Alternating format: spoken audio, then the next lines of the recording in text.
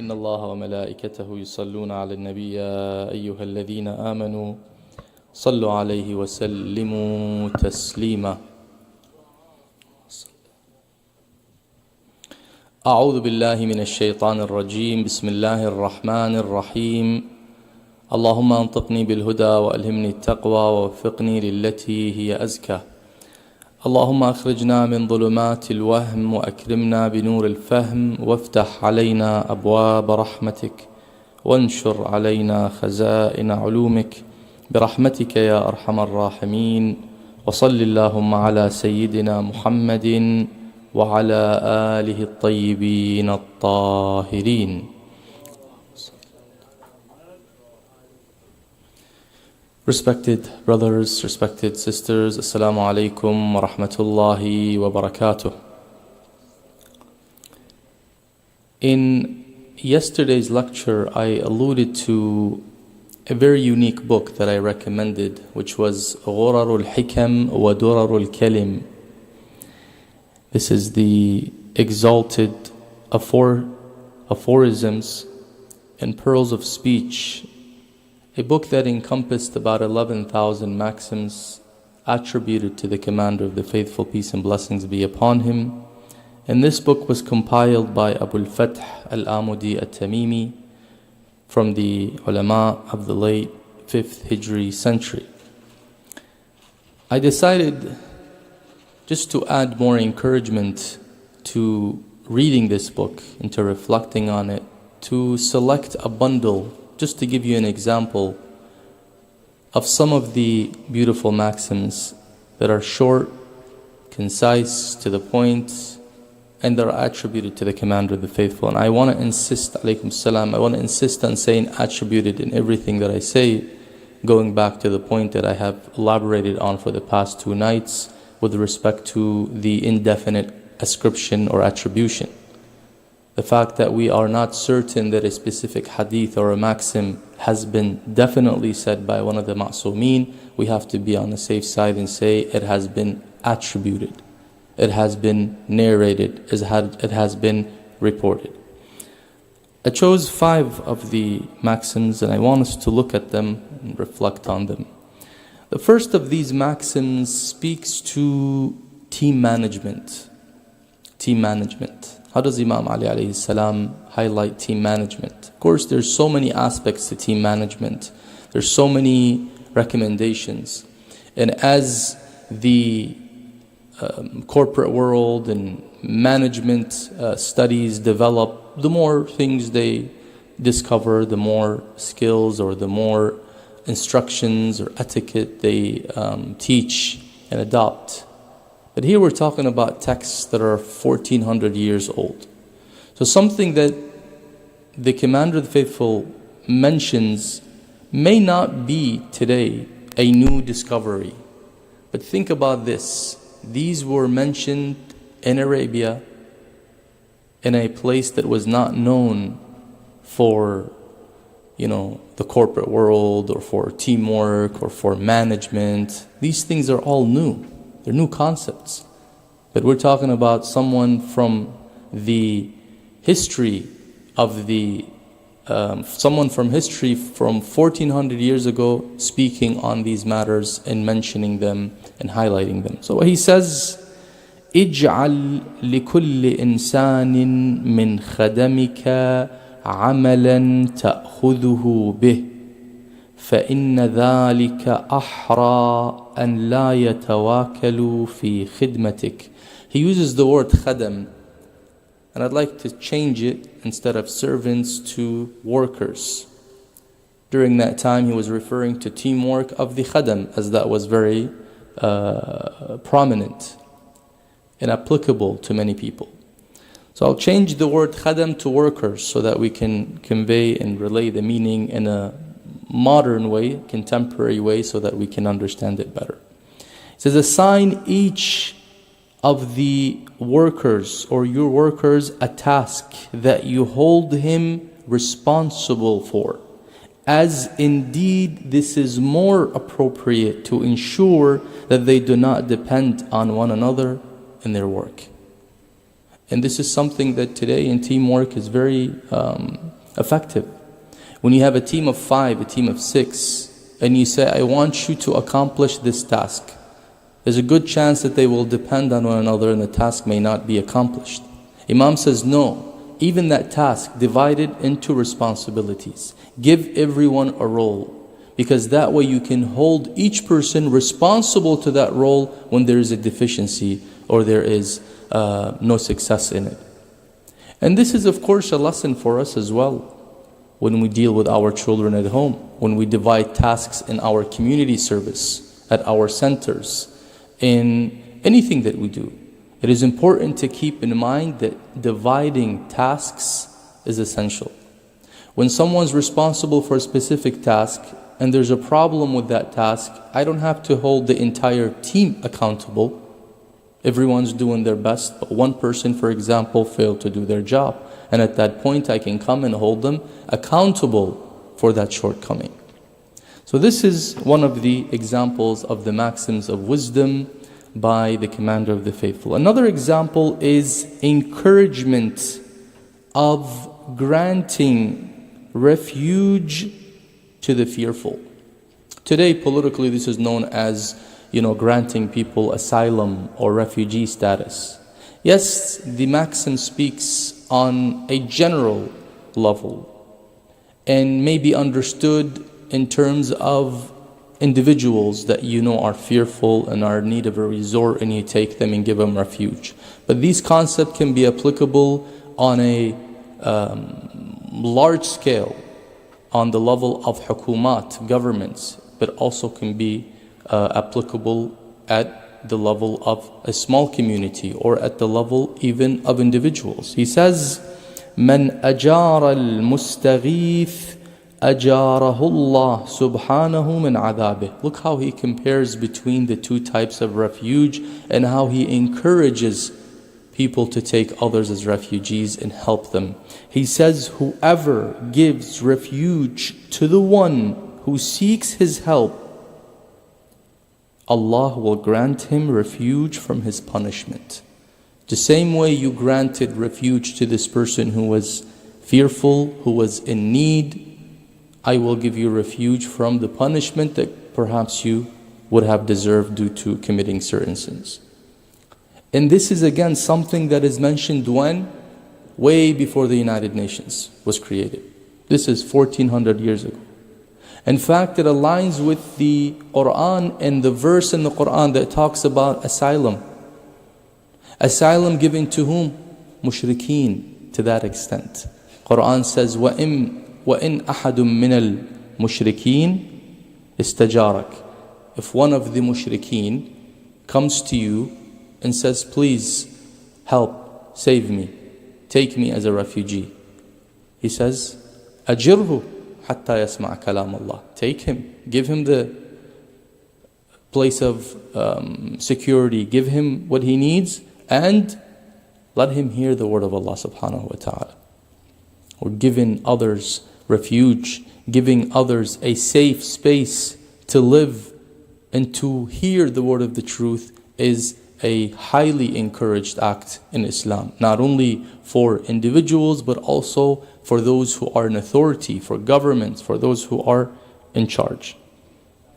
In another maxim, the Commander of the Faithful highlights a very important point, and that is, which of the experiences that we go through in life is regarded the best? Alaykum as-salam. If we ask ourselves this question, I've gone through many experiences in my lifetime, but according to the Commander of the Faithful, which experience is considered the best? Someone might say the experience that, for example, I met my significant other was a good experience, or the experience of going to school was a very good experience, or the experience of meeting good friends, or the experience of finding my first job, or this achievement or that accomplishment. Imam Ali says, no, there's another experience that you've gone through that is regarded the best. He says, خَيْرُ مَا جَرَّبْتَ مَا وَعَبَكَ. The best of what you have experienced is that which taught you a lesson. That is the best experience. We go through a lot of experiences in life, the experience that teaches you a lesson is the most valuable of experiences. We may go through experiences that we don't learn anything from. Nothing but waste of time. But the Commander of the Faithful says, no, the experience that is worthy of appreciation is that which teaches you a lesson. Which means that from every experience we should ponder and reflect, what lesson did I learn? Sometimes the experience is loss of money. Another hadith attributed to the Ma'sumin where لَمْ يَذْهَبْ مِنْ مَالِكَ مَا وَعَظَكَ. He says if you lose money, you lose wealth, but on account of losing that wealth, you learn a lesson, don't regard that as a loss. Regard that as a price for the lesson that you just have learned. You know, someone, for example, says, oh, I trust people very fast and I got into business with this person, I ended up losing, this was my fault, I should never done that. Say, okay, no problem. But take this as a lesson. And consider the money that you just have lost as a price for that very valuable lesson, so that in the future you do not repeat the mistake. خَيْرُ مَا جَرَّبْتَ مَا وَعَظَكَ. The best of that which you have experienced is that which taught you a lesson. Then he goes on, the Commander of the Faithful. Again, we're selecting different maxims from different themes in different chapters, just to give you some encouragement and excitement. He says, وَقِّرُوا كِبَارَكُمْ يُوَقِّرُكُمْ صِغَارُكُمْ. Revere your elders, and your youngsters will revere you. Now someone might understand from this that the Imam is talking about respecting elders so that your children, the youngsters, respect you. But there is something between the lines that we have to pay attention to. And this is a way to reflect on these maxims. He's telling us indirectly, teach by example. You have children at home, you want them to respect you, show them your respect to your parents. Instead of saying to someone, for example, respect me, I am your father. Or respect me, I am your mother. Or listen to what I say, I have a haqq on you. Instead of saying all that, just by practicing what you want your son to do to you, to your parents, if they are living of course, or to elders in general, that in and of itself is more effective than giving them a 1-hour lecture about respect. In other words, anything you want to convey to them, it would be more effective if you have practiced it in front of them. If I tell my son, for example, let's say who is just recently married or about to get married, if I say to them, make sure you treat your wife in a nice way. But I at home don't treat my wife in a nice way, his mother. You think that's going to be effective? No. He says, you should tell that to yourself. Why don't you treat my mother in a good way so that I learn from you how to treat my wife in a good way? These are very important points to keep in mind. Teaching by example. وَقِّرُوا كِبَارَكُمْ يُوَقِّرُكُمْ صِغَارُكُمْ. The more we show respect and reverence to our elders, and he says here, kibarukum, they don't have to be your parents. They don't have to be your parents. The elders of your community. Because every person who is an elder in the community, we treat as if they are our father, as if they are our mother. And likewise, the young people in the community, we treat them as our children. We treat them on this basis. Hence, we are keen for them. We care for them. We love them. We want the best for them. This is one maxim that is worthy of reflection. Another maxim, and this is to value maw'idah that you receive from others. Oftentimes people, and I say people in general, there are exceptions, in general, are not very welcoming of maw'idah when it comes from another person, especially if they are at their level. They feel offended, or from someone they see yet less than them or younger than them, they get even more offended. When a person receives maw'idah, maw'idah means what? Maw'idah translates to admonishment, translates to advice, it's usually pointing out a flaw in another person, but in private. Because maw'idah should not be done in public to a specific person. In public, you do general mawa'id, just like how we're doing right now. Talking in general, not pointing fingers at a specific person. But when we want to tell someone specifically about a fault, about something they need to fix, they have a shortcoming with respect to their relationship with Allah subhanahu wa ta'ala, they have violated the rights of others, and we want to remind them, we do it out of love because we care about them, and we do it because we have a duty to perform, and that is to bid the good and to forbid the bad or forbid the evil. And at this point, when we come to that person, more than likely, in general, many people would not be welcoming of that advice. Why? Because it's pointing out a weakness that they don't want to acknowledge. They don't want to admit that they have this weakness. So therefore, when you tell them, the first reaction is pain. The first reaction is discomfort. Why are you pointing this to me? Just like how if you come and you praise them, the first reaction is that joy and happiness. It's a natural thing. And in fact, it's healthy to an extent. Because if they don't feel bad when they heard about you pointing that flaw, there's a problem with their fitrah. They're supposed to feel bad first, to realize that what has been attributed to them or what they have been described with is an evil characteristic. Because if they say, oh, it's okay, I'm happy that you're telling me I'm a bad person, that means they don't care about being a good person. The fact that they were in pain shows that they're still healthy. There's still hope in them changing. Because right away they reacted.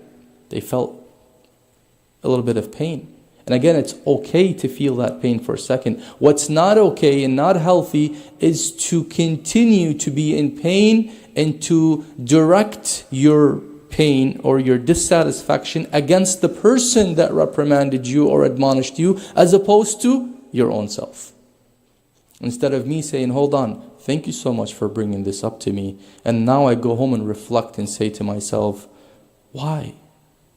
Why am I like this? Why is this characteristic that I was not paying attention to was so obvious to others that I did not see it? I should see it before others see it. But that means I've been neglectful of myself. I've been inattentive. The Commander of the Faithful in this maxim says, "Man wa'adhaka ahsana ilayk."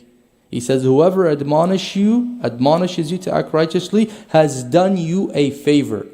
Imagine if we take mawa'idh, advice, pointing out of flaws. Again, I insist, in private, not in public. If we take that as a favor, how much we will reach a good level of progress in our path and trajectory towards perfection as a community. But the opposite, unfortunately, exists, and this is over centuries. Humanity has been like that, unfortunately. And this is what the Anbiya and the Awsiya and the righteous have tried to change about their communities. But unfortunately, not many communities are receptive. When admonishing and enjoining what is good and forbidding what is evil becomes the culture, we will move at a rapid speed. We will excel very fast. Things will get fixed. But the problem is when that is considered, in a way, something frowned upon, in a way, something that could create problems for you with others. Oh, I can't tell this person this. They will have a problem with me. They'll start hating me. I will lose my respect with them. If I have some type of worldly interest, they're going to, disconnect that benefit that I'll receive from them. All this because I was going to admonish them and kindly bring it to their attention. Now, one thing we have to keep in mind, how we say things matters a lot. Whether the person we are saying it to is our child, our spouse, our sibling, our friend, our parent, our neighbor, community member. We can't assume that just because the person did something wrong, it gives me the right to go and attack. That attack mode usually results in activating defense mode in the other person. As soon as you come with that attack mode, they will sense it. The people, humans, we read body language. And oftentimes, we assume that others don't see our body language. No, they see it. They see it with a lot of detail. We may not pay attention to our own body language the same way we pay attention to other people's body language. No, even the language of the eyes. Some people read through the language of the eyes. They can look at somebody's eyes and read how they are looking at them. And some people have a talent in this. People vary on how good they are in reading people's eyes.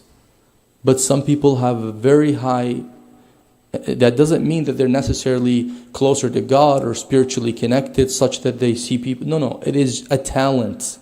You may find someone who has no belief in God, but they have the talent. They're able to look, we call that in Arabic firasa. Firasa. It's a quality, it's a talent that some people have. Just like how some people have good attention to detail. People have a good way of sensing things. Some people have a good way of reading other people's body language. Or they can read even between the lines. Now that's different than having bad suspicion in others. And that's a bad thing, not a good thing. To right away assume that somebody else has bad thoughts, somebody else has bad intentions, that's a bad thing. When we say reading body language, is sensing the person's way of saying something. How they are looking at me when they were giving me the advice matters. They're giving me a dirty look while they're saying, look, you need to fix this about you. Right away that would trigger my defense mode. And I'll start becoming very defensive and I'll say to them, no. And when I become defensive, I block out rationality and I become so emotional and so angry that now my purpose is to do what? Is to negate this, which I then call accusation. I don't even want to think about it. I don't even want to reflect on it, whether I am inflicted with it or not. I right away turn the attention to saying that it's an accusation, one. And number two, now I will go into the attack mode. From defense to offense. Then I start offending the other person. Instead of receiving their advice kindly, alaykum salam, what will end up happening is, now I will commit more sins by accusing them. Some people have the habit of, alaykum salam wa rahmatullahi wa barakatuh. Some people have the habit of, when you admonish them, instead of saying, thank you, let me think about it, you know what they'll tell you? But you're worse. But you also have this problem. Okay, suppose the other person has this problem, but right now they're not talking about their problem. Right now they're saying, you need to fix this. مَنْ وَعَظَكَ أَحْسَنَ إِلَيْكَ. Whoever admonishes you has done you a favor. And some maxims also in this beautiful book of Ghurar al-Hikam wa Dur al-Kalim, he says, one of the best hadaya, gift, hadiyah, one of the greatest gifts that you give is that. In fact, there's a hadith attributed to some of the Imam alayhim salam in which he says, أَحَبُّ إِخْوَانِي إِلَيَّ. The best of my friends, brothers to me, مَنْ أَهْدَى إِلَيَّ أَيُّبِ. One who gifts me my faults. And we know the Imam alayhim salam don't have faults, but they're teaching us, telling us to make your best friend the one who is a mirror to you. Not the one who all they do is, tell you good, and they mislead you, but then the only time they mention your faults is when you're not there. And that's not beneficial in any way. I need you to mention them to me so I can know about them, so I can fix them. The fact that you go behind my back and mention them will not help me in any way. You can talk behind my back or behind a person's back for years. It's not going to change them.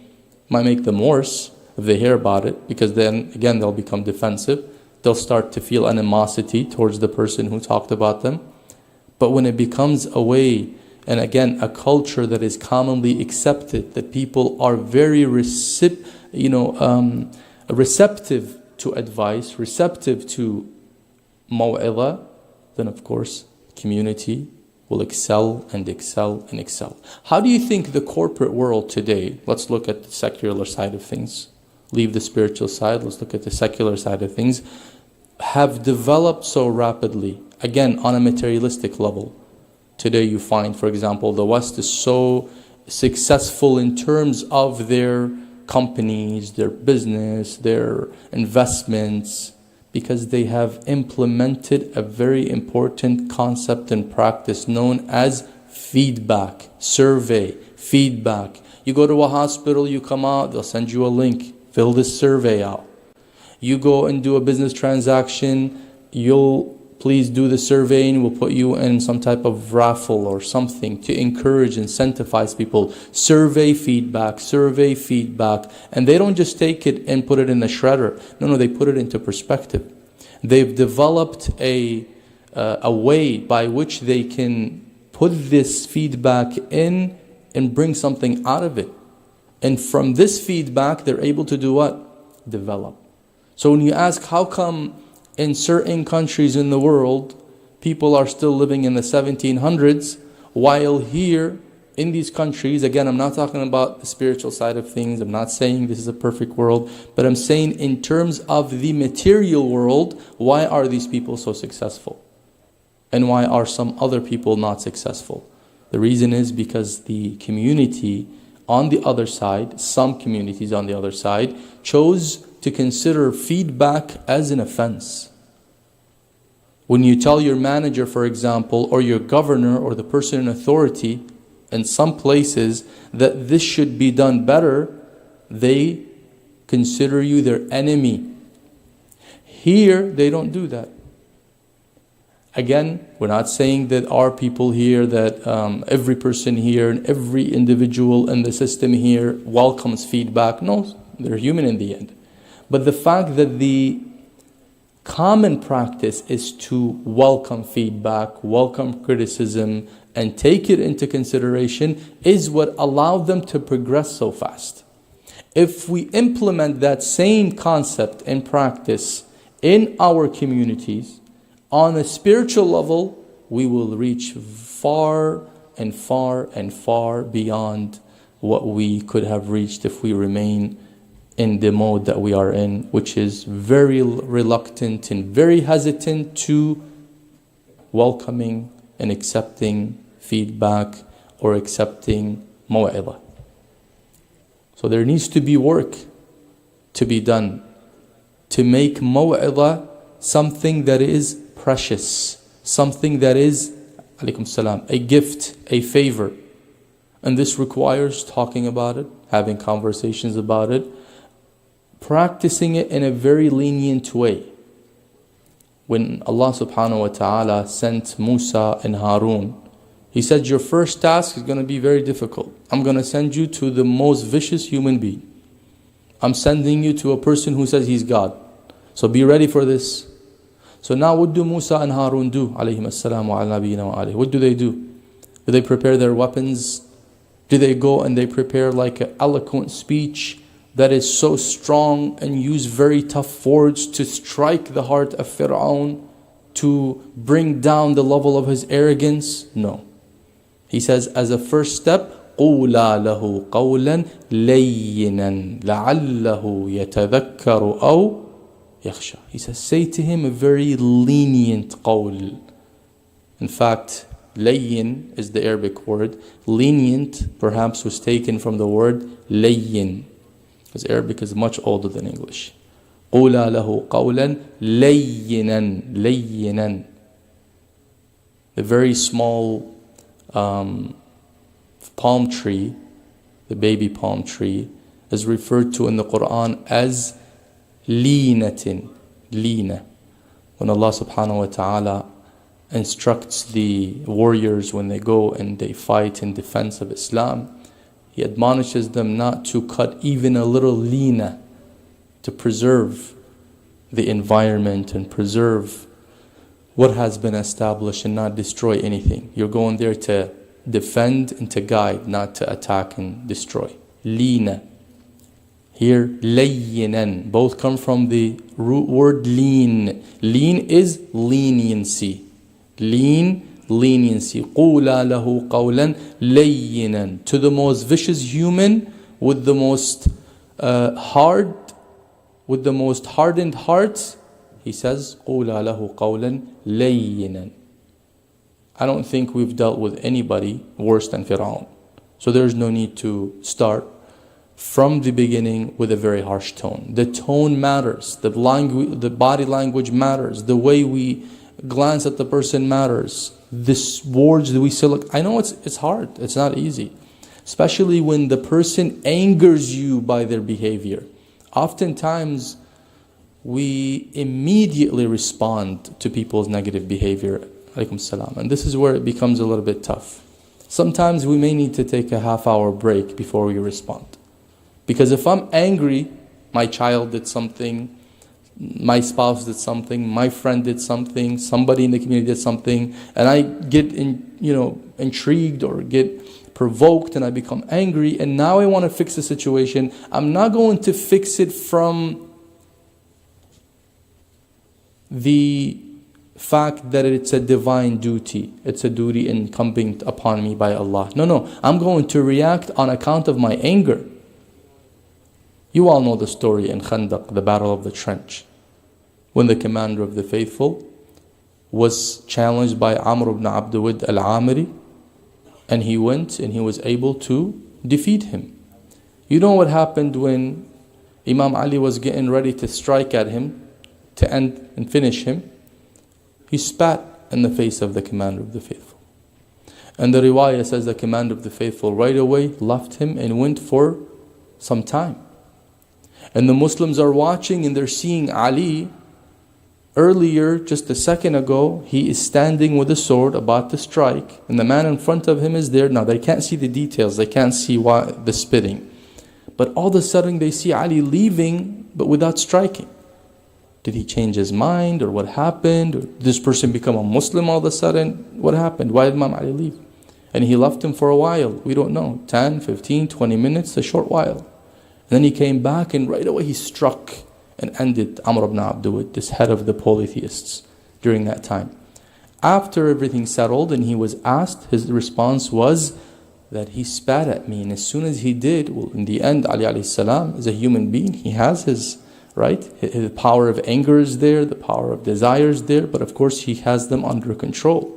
He says, right away I became angry because this is natural, a natural reaction to being offended, you become angry. And when I became angry, I didn't want my strike to be tainted with my anger. I wanted it to be solely for the sake of Allah. So I had to cool down. I had to release my anger somewhere else. I don't want to release my anger on this person. Then I will not be mukhlis, sincere in what I do. I want to do it solely for Allah, not because the person got me angry. We'll say, you're doing it for Allah. You're there from the start for Allah. He says, yes, but it's going to be tainted. How hard I will strike might change. It's one thing to strike for the sake of Allah, to finish the job. And it's another thing to strike with more energy to take revenge. It changes things. Ali alayhi salam is very attentive to these little things. And he teaches us. So therefore, when somebody wants to admonish someone else, when they are angry and they want to admonish, the effect, the result is going to be counterproductive. It's not going to be very productive. So we have to give that space, time, till we are relaxed, and then make sure the other person is not angry. Because advising someone while they're angry does the opposite effect. You have to wait until they're calm and choose the time. Oftentimes you hear about spouses fighting a lot. One of the reasons identified in this case is that when spouses want to get into a discussion or an argument or to talk about something, they choose the moment where one of them is angry. Or sometimes both, and it makes it really bad. And they say, oh my God, the other person is not listening to me. As soon as I advise them, they start fighting and they start yelling. Well, perhaps you didn't choose the right time. Now there are people, if you choose the best time, they're still going to be angry. But in general, when you choose the right time to admonish, the right words, you begin with a word that is soft and you don't press a red button from the start, then you're going to receive a good response and a good reaction and a fruitful result of your admonishment. قولوا قولي هذا وأستغفر الله لي ولكم وآخر دعوانا أن الحمد لله رب العالمين والصلاة والسلام على سيد الخلق أجمعين محمد وعلى آله الطيبين الطاهرين.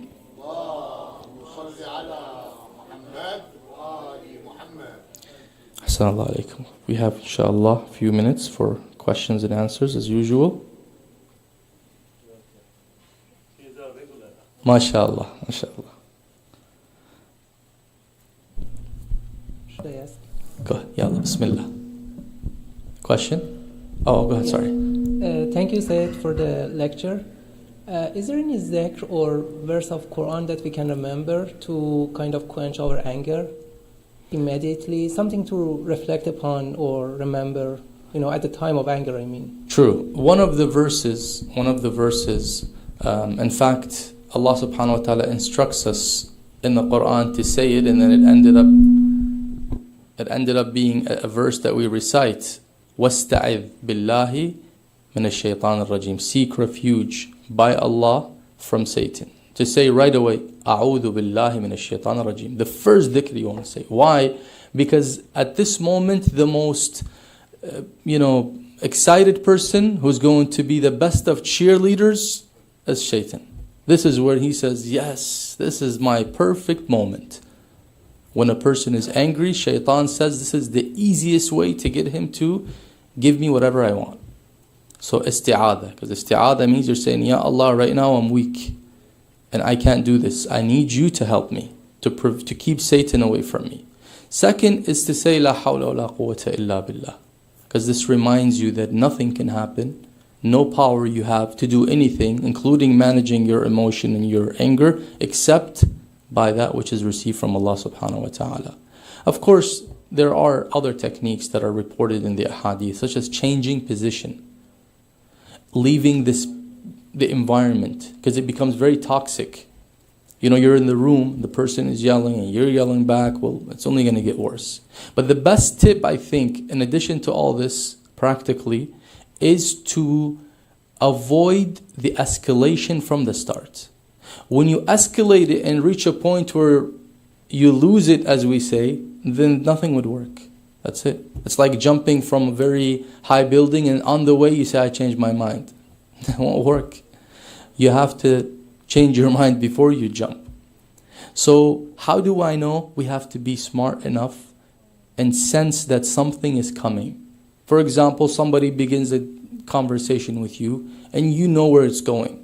You sense from the first two sentences you're being triggered. The words are not nice. Or the topic is heading to a direction that is going to hit your sensitivities, your red buttons. Don't wait until they press the button. End it. Even if that means you just have to leave. And they might say to you, oh, that's so impolite, how can you leave? Well, you'd rather have say that than staying and then you lose and you say something, or the person would say something that cannot be fixed later on. Because some words, when we say them, it is hard to take them back. It's hard to take them back, as in the other person will just hold them. And no matter what you do to take them out of that person's heart, they will never take them out of their heart. Sometimes we are unlucky that during that moment, the word came out against or in front of a person who does not know how to forgive. And sometimes they don't forgive not because they don't want to forgive, it's because of a disorder. Sometimes it's a mental health issue that prevents them from letting go of their grudge. And what do you do in this case? You're going to battle with that person forever, especially if they're a relative or a friend or a spouse or something. So yes, isti'adah, la hawla la quwwata illa billah, and changing the scene. Ahsantu. Sister, yes, Sister Sayyidah, go ahead. I just had a question about setting a good example for the youth. Mm-hmm. And from what I understand, when it comes to doing good deeds, you shouldn't really flaunt or make it obvious for the sake of not developing, I guess, pride.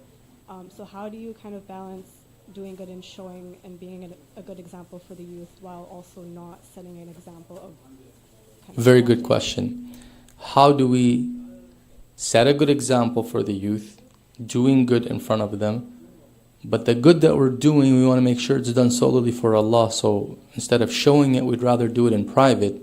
But now we're doing it in public to teach them. but at the same time we feel that it might become pride or show off.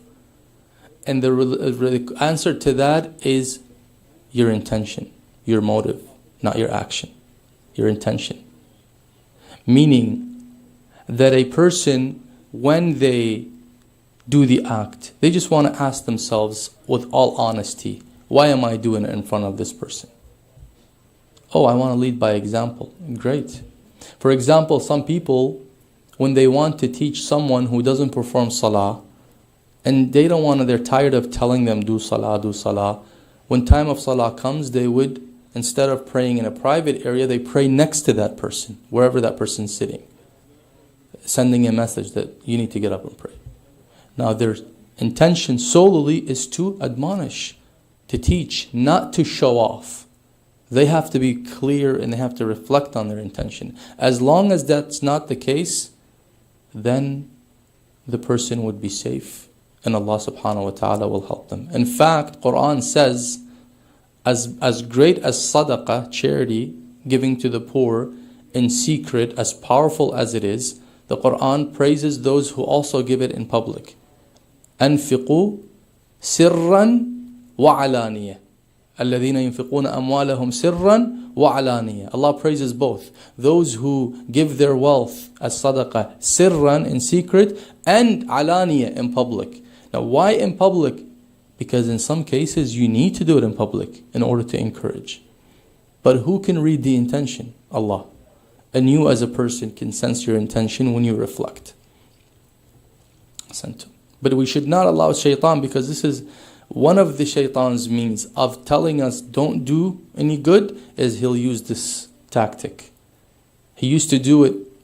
Some ulama used to write in their books that they were deprived from writing books and publishing them because of that trick. They would think to themselves, if I publish this book, then I'm going to look for fame, then I'm going to look for praise and recognition. So he deprived mu'mineen from their knowledge because of that. Or he would deprive mu'mineen from an imam leading them in salah, because at one point he came to that imam and says to him, oh man, so many people are praying behind you, and I think this is going to start ujb in you. You're going to start being conceited. Be careful. The best thing to do is stop coming to the mosque. Just pray at home and leave these people alone. Now some people believe this. Satan is not, not intelligent. He's intelligent in his ways. He'll come to you from the weakest point. If somebody has a lot of wiswas but not committing riyah, Shaitan will use this as a means to stop them from doing righteous deeds. So we have to keep the balance, as in being mindful of our intention. Because if I see that every time I want to do something good for the community, I'm not doing it because I'm afraid I might be showing off, that's a sign that Shaitan is preventing me. Because the fact that I want to do it for the best and I choose not to do it because I'm afraid of riyah, then I'm sincere. Because someone who's not sincere doesn't care about these matters. They say, I want to show off, I don't care. Right? But the fact that you're so concerned and anxious and worried that it might be showing off is a sign that your intention is actually good from the start. Yes, Dr. Nathani.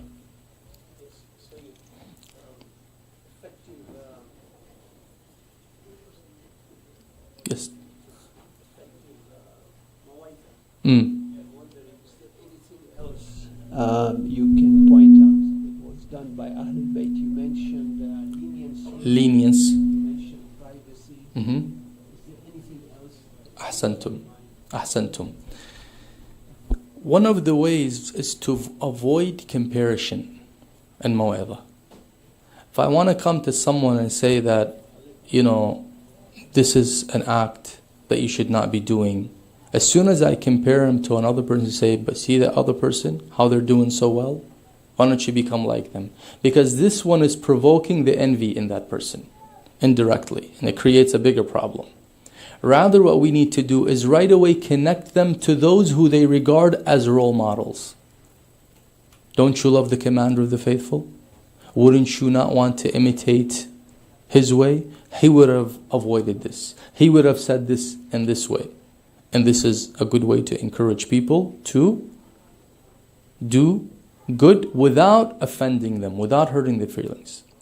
Or putting a scenario, or even using a story. Quran uses a lot of stories and indirectly admonishes people but without directing to them. The Prophet used to have this method when he hears that someone is doing something and he finds that if he were to go and tell him face to face, it would not work. You know what he would say? He would say on the minbar, ما بال أقوام يفعلون كذا وكذا. He says, why is it that some people act like this? And he begins to condemn that behavior. He's not telling this person, some people, these people would hear and automatically know, okay, this applies to me, I need to change. Walhamdulillahi Rabbil Alameen wa sallallahu ala Muhammadin wa alihi at-tayyibin at-tahirin.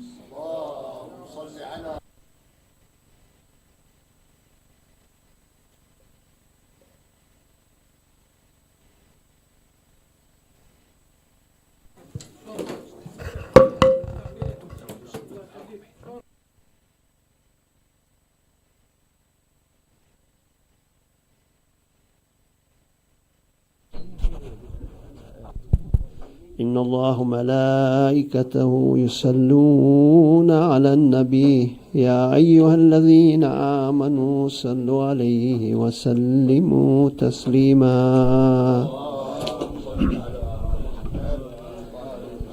الله أكبر الله أكبر الله أكبر الله أكبر أشهد أن لا إله إلا الله أشهد أن لا إله إلا الله أشهد أن محمدا رسول الله أشهد أن محمدا رسول الله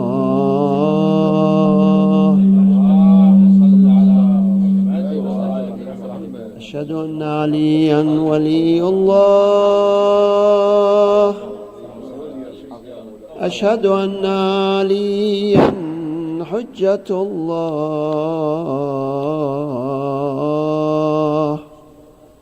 حي على الصلاة حي على الصلاة حي على الفلاح حي على الفلاح حي على خير العمل حي على خير العمل الله أكبر الله أكبر لا إله إلا الله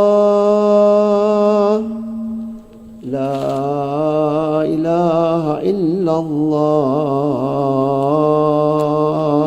اللهم صل على محمد وآل محمد. أعوذ بالله من الشيطان الرجيم. بسم الله الرحمن الرحيم. استغفر الله ربي وأتوب إليه.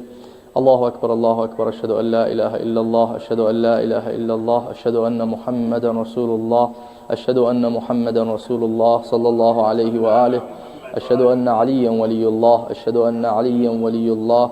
حي على الصلاة حي على الصلاة حي على الفلاح حي على الفلاح حي على خير العمل حي على خير العمل. قد قامت الصلاة قد قامت الصلاة. الله أكبر الله أكبر. لا إله إلا الله. الله أكبر. بسم الله الرحمن الرحيم. الحمد لله رب العالمين الرحمن الرحيم مالك يوم الدين. إياك نعبد وإياك نستعين. اهدنا الصراط المستقيم صراط الذين أنعمت عليهم غير المغضوب عليهم ولا الضالين. بسم الله الرحمن الرحيم. والتين والزيتون وطور سينين وهذا البلد الأمين. لقد خلقنا الإنسان في أحسن تقويم ثم رددناه أسفل سافلين إلا الذين آمنوا وعملوا الصالحات فلهم أجر غير ممنون فما يكذبك بعد بالدين أليس الله بأحكم الحاكمين. الله أكبر. سبحان ربي العظيم وبحمده، سبحان ربي العظيم وبحمده، سبحان ربي العظيم وبحمده. سمع الله لمن حمده. الله أكبر. سبحان ربي الأعلى وبحمده، سبحان ربي الأعلى وبحمده، سبحان ربي الأعلى وبحمده. الله أكبر. استغفر الله ربي وأتوب إليه. الله أكبر. سبحان ربي الأعلى وبحمده، سبحان ربي الأعلى وبحمده، سبحان ربي الأعلى وبحمده. اللهم صل على محمد وآل محمد. الله أكبر. بحول الله وقوته أقوم وأقعد. بسم الله الرحمن الرحيم. الحمد لله رب العالمين، الرحمن الرحيم، مالك يوم الدين.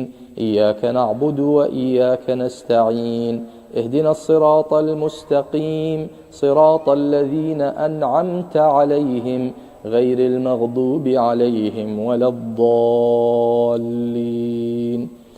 بسم الله الرحمن الرحيم. قل هو الله أحد الله الصمد لم يلد ولم يولد ولم يكن له كفوا أحد. الله أكبر. اللهم صل على محمد وآل محمد. ربنا آتنا في الدنيا حسنة وفي الآخرة حسنة وقنا عذاب النار. وصل على سيدنا محمد وآله الأطهار. الله أكبر. سبحان ربي العظيم وبحمده، سبحان ربي العظيم وبحمده، سبحان ربي العظيم وبحمده. سمع الله لمن حمد. الله أكبر. سبحان ربي الأعلى وبحمده، سبحان ربي الأعلى وبحمده، سبحان ربي الأعلى وبحمده. الله أكبر. أستغفر الله ربي وأتوب إليه. الله أكبر. سبحان ربي الأعلى وبحمده، سبحان ربي الأعلى وبحمده، سبحان ربي الأعلى وبحمده. اللهم صل على محمد وآل محمد. الله أكبر. الحمد لله. أشهد أن لا إله إلا الله وحده لا شريك له، وأشهد أن محمدا عبده ورسوله. اللهم صل على محمد وآل محمد وتقبل شفاعته وارفع درجته. بحول الله وقوته أقوم وأقعد.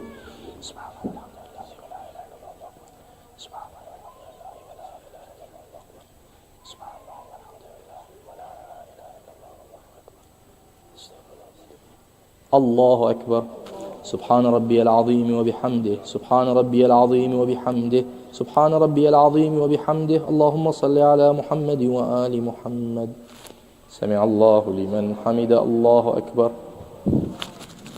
سبحان ربي الأعلى وبحمده، سبحان ربي الأعلى وبحمده، سبحان ربي الأعلى وبحمده. الله أكبر. أستغفر الله ربي وأتوب إليه. الله أكبر. سبحان ربي الأعلى وبحمده، سبحان ربي الأعلى وبحمده، سبحان ربي الأعلى وبحمده. يا الله يا رحمن يا رحيم يا مقلب القلوب ثبت قلبي على دينك. وصل على محمد وآل محمد. الله أكبر. الحمد لله، بسم الله وبالله، الأسماء الحسنى كلها لله. أشهد أن لا إله إلا الله وحده لا شريك له، وأشهد أن محمدا عبده ورسوله. اللهم صل على محمد وآل محمد. السلام عليك أيها النبي ورحمة الله وبركاته. السلام علينا وعلى عباد الله الصالحين. السلام عليكم ورحمة الله وبركاته. الله أكبر. الله أكبر. الله أكبر.